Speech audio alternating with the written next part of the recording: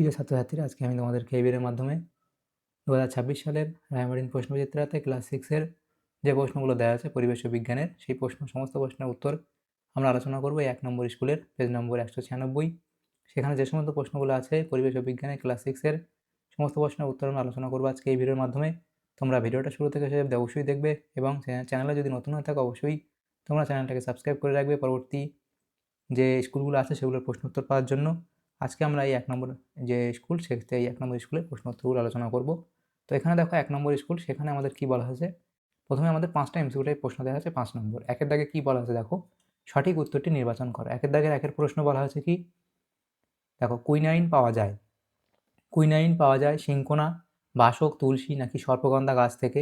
তাহলে সেটা তোমরা জানো, সেটা হচ্ছে অপশান এ অর্থাৎ সিংকোনা গাছ থেকে। এর পরবর্তী প্রশ্ন কি, ইস্ট হলো এক ধরনের ছত্রাক, ব্যাকটেরিয়া, ভাইরাস নাকি পতঙ্গ। সেটা হবে ছত্রাক। তাহলে ইস্ট হলো এক প্রকার, ইস্ট হলো এক ধরনের ছত্রাক। তাহলে ইস্ট হলো কি, তাহলে এখানে হবে ইস্ট হলো এক ধরনের ছত্রাক। এর পরবর্তী প্রশ্ন, জল তৈরি হয়, তাহলে জল তৈরি হয় হাইড্রোজেন ও কার্বন ডাইঅক্সাইড দিয়ে, হাইড্রোজেন ও নাইট্রোজেন দিয়ে নাকি অক্সিজেন ও নাইট্রোজেন দিয়ে নাকি অপশান ডি হাইড্রোজেন ও অক্সিজেন দিয়ে। তাহলে এটা অপশান ডি হবে সঠিক উত্তর, হাইড্রোজেন ও অক্সিজেন দিয়ে জল তৈরি হয়। এর পরবর্তী প্রশ্ন দেখো 1.4-এ বলা আছে কি, সেটা বলা আছে বায়ু হলো এক ধরনের মৌলিক পদার্থ, যৌগিক পদার্থ, মিশ্র পদার্থ নাকি কোনোটিই নয়। তাহলে সেটা হবে অপশান সি অর্থাৎ এখানে কি মিশ্র পদার্থ। এর পরবর্তী প্রশ্ন কি বলা আছে দেখো, সেটা হলো যে সোডিয়ামের চিহ্ন হলো, তাহলে সোডিয়ামের চিহ্ন হলো এটা হবে অপশান ডি অর্থাৎ Na। এর পরবর্তী প্রশ্ন দেখো 2-এর দাগে কি বলা আছে, শূন্যস্থান পূরণ করো যে কোনো 5টি। তাহলে এখানে শূন্যস্থান পূরণ করতে দেওয়া আছে। প্রথম প্রশ্ন 2.1-এ বলা আছে দেখো, চুম্বক ড্যাশকে আকর্ষণ করে। তাহলে চুম্বক কাকে আকর্ষণ করে, তোমরা এটা লিখবে কি লোহাকে আকর্ষণ করে, লোহাকে আকর্ষণ করে। যে দেখে প্রশ্ন এখানে বলা আছে দেখো, জলের একটি অণুতে হাইড্রোজেন পরমাণু সংখ্যা, জলের একটি অণুতে হাইড্রোজেন পরমাণু সংখ্যা কি লিখবে 2। এর পরবর্তী প্রশ্ন কি দেখা বলা আছে, সেটা হলো কোনো পদার্থকে ভেঙে গুঁড়ো করলে ওই পদার্থের ক্ষেত্রফলের ড্যাশ ঘটে। কোনো পদার্থকে ভেঙে গুঁড়ো করলে ওই পদার্থের ক্ষেত্রফলের ড্যাশ ঘটে। তাহলে এখানে কি হবে, এটা হবে বৃদ্ধি ঘটে। তাহলে হবে বৃদ্ধি ঘটে। এর পরবর্তী প্রশ্ন 4-এর দাগের প্রশ্ন এখানে বলা আছে দেখো, চোখ ভালো রাখে ভিটামিন, তাহলে চোখ ভালো রাখে ভিটামিন এ। এর পরবর্তী প্রশ্ন 5-এর দাগে বলা আছে, শ্বাস ছাড়ার সময় আমরা ড্যাশ গ্যাস ত্যাগ করি, শ্বাস ছাড়ার সময় আমরা ড্যাশ গ্যাস ত্যাগ করি। তাহলে সেটা হবে কি carbon die oxide gas, carbon die oxide gas. তাহলে আমরা কোন গ্যাস ত্যাগ করি, কার্বন ডাই অক্সাইড গ্যাস। শ্বাস ছাড়ার সময় আমরা কার্বন ডাই অক্সাইড গ্যাস ত্যাগ করি। 6-এর দাগের প্রশ্ন বলা আছে দেখো, রজন পাওয়া যায় কোন গাছ থেকে, তাহলে রজন পাওয়া যায় পাইন গাছ থেকে, রজন পাওয়া যায় পাইন গাছ থেকে। এর পরবর্তী যে প্রশ্নগুলো আছে দেখো, এই সালে শূন্যস্থান পূরণ যেগুলো ছিল হলো এবং এমসিকিউ টাইপগুলো হলো। এর পরবর্তী প্রশ্ন দেখো 3-এর দাগের প্রশ্ন এখানে বলা আছে দেখো, এ স্তম্ভ ও বি স্তম্ভের মধ্যে সম্পর্ক স্থাপন করো। এদিকে এ স্তম্ভ, এখানে বি স্তম্ভ দেওয়া আছে। 5টা প্রশ্ন 1 নম্বর করে দেওয়া আছে। প্রথম দেখো যেটা আছে লোহা, তাহলে লোহা কার সাথে মিলবে, এখানে হচ্ছে লোহা হলো, এখানে মিলবে আমাদের অপশান ডি এর সাথে মিলবে অর্থাৎ ধাতু।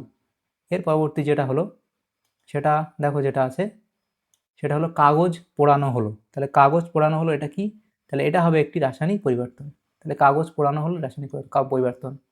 এরপরে যেটা আছে সেটা তোমরা এখানে মেলাবে কি ম্যালাথিয়ন, ম্যালাথিয়ন এটা এখানে আমাদের হবে রাসায়নিক কীটনাশক, ম্যালাথিয়ন হলো রাসায়নিক কীটনাশক। এর পরবর্তী কি, পরবর্তী দেখো এরিথ্রোমাইসিন, এরিথ্রোমাইসিন তাহলে সেটা কি, এরিথ্রোমাইসিন হচ্ছে ওষুধ, অপশান ডি, এরিথ্রোমাইসিন হলো ওষুধ, অপশান ডি। এর পরবর্তী যে প্রশ্নটা আছে দেখো, সেখানে আমাদের কি বলা হয়েছে, সেটা হলো স্বর্ণলতা। তাহলে স্বর্ণলতা এখানে আমাদের কি হবে পরজীবী, তাহলে এটা বি এর সাথে মিলবে পরজীবী। এভাবে আমরা মিলিয়ে নেবো এ স্তম্ভ বি স্তম্ভ। তাহলে প্রথম কি লোহা হলো ধাতু এবং কাপড় পোড়ানো কাগজ পোড়ানো হলো এটা হবে রাসায়নিক পরিবর্তন, ই এর সাথে মিলবে। ম্যালাথিয়ন রাসায়নিক কীটনাশক, এ এর সাথে মিলবে। এরিথ্রোমাইসিন এটা ওষুধ, এফ এর সাথে মিলবে এবং স্বর্ণলতা এটা বি এর সাথে মিলবে পরজীবী।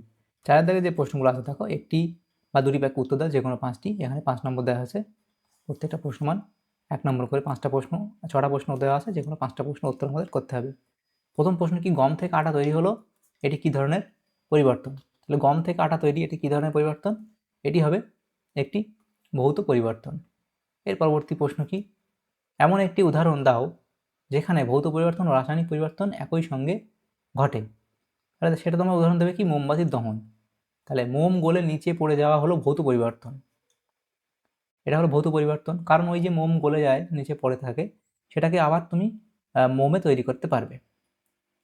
আর কি, আর মোমের যে সুতো পুড়ে আলো ও তাপ উৎপন্ন হয়, আলো ও তাপ উৎপন্ন হয়, সেটা হলো কি রাসায়নিক পরিবর্তন। কারণ যে ওই সুতোটা পুড়ে যাবে, সেটাকে আর ফিরে আনা যাবে না, সেই জন্য রাসায়নিক পরিবর্তন ফিরিয়ে আনা যাবে না বলে। এর পরবর্তী যে প্রশ্ন দেখো, 3 দাগে বলা আছে কি, কেলাসন কি? লিখবে, কোনো সম্পৃক্ত দ্রবণকে ধীরে ধীরে ঠান্ডা করলে বা উত্তপ্ত করে দ্রাবক বাষ্পীভূত করলে দ্রাবটি দানার আকারে পৃথক হয়ে যায়। এই দানাদার কঠিন পদার্থ তৈরি হওয়ার পদ্ধতিকেই কেলাসন বলে, যেমন চিনির দানা বা মিশ্রি তৈরি। 4 দাগের প্রশ্ন, পদার্থ কাকে বলে? যার কিছুটা ভর আছে, যা কিছুটা স্থান দখল করে থাকে এবং যা বল প্রয়োগে বাধা সৃষ্টি করে, তাকেই পদার্থ বলে, যেমন কাঠ, লোহা, জল ইত্যাদি। এর পরবর্তী প্রশ্ন 5 দাগ, রাসায়নিক বিক্রিয়ার হার বৃদ্ধির একটি উপায় লেখো। অনুঘটক ব্যবহার করে রাসায়নিক বিক্রিয়ার হার রাসায়নিক বিক্রিয়ার হার বৃদ্ধি করা যায়, সেটা লিখবে। কোনো বিক্রিয়ায় উপযুক্ত অনুঘটক যোগ করলে রাসায়নিক বিক্রিয়ার গতি বা হার বহুগুণে বেড়ে যায়। তাহলে অনুঘটক ব্যবহার করে এটা করা যায়, অর্থাৎ রাসায়নিক বিক্রিয়ার যে হার, সেটা বাড়ানো যায় অনুঘটক ব্যবহার করে। এর পরবর্তী প্রশ্ন কি, যেটা বলা আছে, সামুদ্রিক মাছের যকৃতে কি কি ভিটামিন পাওয়া যায়? সামুদ্রিক মাছের যকৃতে প্রচুর পরিমাণে ভিটামিন এ ও ভিটামিন ডি এবং ভিটামিন ডি পাওয়া যায়। কোন কোন মাছ, নাম লিখলেও পারো, না লিখলেও সমস্যা নেই। সামুদ্রিক মাছের যকৃতে প্রচুর পরিমাণে ভিটামিন এ ও ভিটামিন ডি পাওয়া যায়, লিখবে। তাহলে এই প্রশ্নগুলো হলো। এর পরবর্তী যে প্রশ্ন 5 দাগে, সেখানে বলা আছে সংক্ষিপ্ত উত্তর দাও যে কোনো 5টি। এখানে 2 নম্বর করে দেয়, 5টা প্রশ্ন উত্তর করতে হবে, বলা আছে 10 নম্বর। তো এখানে দেখো, প্রথম যে প্রশ্ন আছে দেখো, মিতজীবিতা কি, একটি উদাহরণ দাও, লিখবে। প্রকৃতিতে যখন দুটি ভিন্ন জীব একে অপরের উপর নির্ভর করে বেঁচে থাকে এবং উভয়ের দ্বারা উপকৃত হয়, তখন সেই জীবনযাত্রা বা সম্পর্ককে মিথজীবিতা বলে। উদাহরণ তোমরা দেবে, লাইকেন হলো ছত্রাক ও শৈবালের মিথজীবিতার একটি বড় উদাহরণ। তো এই উদাহরণটা দিলেই হবে। পরবর্তী উদাহরণ একটা দিতে পারো, আবার গরু ও বক। গরুর গায়ের পোকা খেয়ে বক পেট ভরায়, আর গরু যন্ত্রণাদায়ক পোকাদের হাত থেকে মুক্তি পায়। তাহলে এই দুটো উদাহরণ তোমরা দিতে পারো। তো এখানে একটা উদাহরণ দিতে বলা হয়েছে, এই লাইকেনের উদাহরণটা তোমরা দেবে। এর পরবর্তী প্রশ্ন দেখো, যৌগিক পদার্থ কাকে বলে, উদাহরণ দাও। দুই বা ততোধিক ভিন্নধর্মী মৌলিক পদার্থ যখন নির্দিষ্ট ওজনে বা অনুপাতে রাসায়নিকভাবে যুক্ত হয়ে নতুন ধর্মবিশিষ্ট পদার্থ তৈরি করে, তাকে যৌগিক পদার্থ বলে। উদাহরণ তোমরা দেবে, জল H2O, জল হাইড্রোজেন ও অক্সিজেন এর দুটি ভিন্ন গ্যাসীয় মৌলিক পদার্থ দিয়ে তৈরি হয়। চিহ্ন কাকে বলে এবং পটাশিয়ামের চিহ্ন কি? কোনো মৌলের পুরো নাম না লিখে তাকে ছোট আকারে প্রকাশ করার জন্য যে একটি বা দুটি ইংরেজি অক্ষর ব্যবহার করা হয়, তাকে চিহ্ন বা সিম্বল বলে। তার পটাশিয়ামের চিহ্ন কি, সেটা পটাশিয়ামের ল্যাটিন নাম হলো ক্যালিয়াম, তাই এর চিহ্ন হলো কে। এর পরবর্তী প্রশ্ন দেখো, রাসায়নিক পরিবর্তন কাকে বলে, উদাহরণ দাও। এখানে আছে দেখো, যে পরিবর্তনের ফলে কোনো পদার্থ তার নিজস্ব ধর্ম হারিয়ে সম্পূর্ণ নতুন ধর্মবিশিষ্ট অন্য পদার্থে পরিণত হয় এবং তাকে আর আগের অবস্থায় ফিরিয়ে আনা যায় না, তাকে রাসায়নিক পরিবর্তন বলে। এই অবধি তোমরা লিখবে। এর পরবর্তী তাহলে উদাহরণ দেবে কি, দুধ থেকে দই তৈরি হওয়া বা লোহার রডে মরিচা পড়া। তাহলে দুধ থেকে দই তৈরি হওয়া বা লোহার রডে মরিচা পড়া, যে কোনো একটা উদাহরণ তোমরা দেবে। 5 দাগের প্রশ্ন বলা আছে, তোমাকে বালি ও লোহার মিশ্রণ দেওয়া হলো, তুমি এই দুটি উপাদানকে পৃথক করবে কিভাবে? তাহলে বালি ও লোহার গুঁড়োর মিশ্রণ থেকে উপাদান দুটিকে চুম্বকের সাহায্যে পৃথক করা যাবে। পদ্ধতি কি? দেখো, এবার মিশ্রণটির ওপর একটি শক্তিশালী চুম্বক ধরলে লোহার গুঁড়োগুলো চুম্বকের গায়ে আটকে যাবে এবং বালি নিচে পড়ে থাকবে। এভাবে সহজেই মিশ্রণ থেকে লোহা আলাদা করা সম্ভব। 6 দাগের প্রশ্ন বলা আছে, ধাতু কাকে বলে, একটি তরল ধাতুর নাম লেখো। যে সমস্ত মৌল সাধারণত কঠিন, উজ্জ্বল, চকচকে, আঘাত করলে যে ঠং ঠং শব্দ হয় বা আঘাত করলে শব্দ হয়, এটা না লিখলেও চলে, শুধু লিখতে পারো আঘাত করলে শব্দ হয় এবং তাপ ও তড়িতে সুপরিবাহী তাদের ধাতু বলে।